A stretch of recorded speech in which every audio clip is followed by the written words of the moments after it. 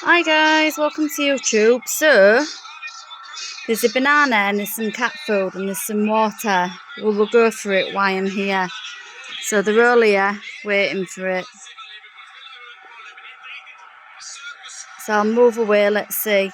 Nope, they're still not gone for it. Still there.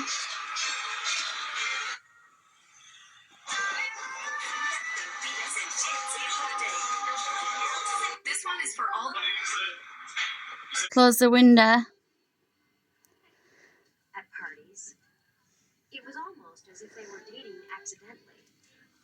And then after another and a wealthy lawyer's new son's bris, they decided to pick a time to bump into each other on purpose. Steven! Saturday, 10:30, the hottest new restaurant in Manhattan. Samantha's PR firm was handling the opening.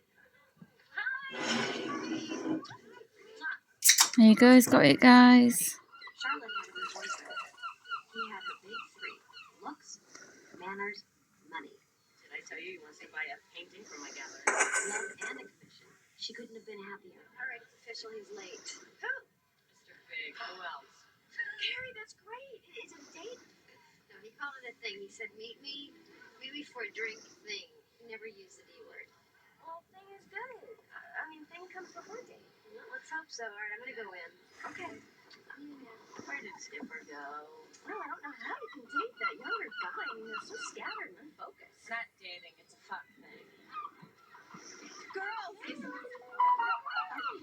20s and hard people are actually fine.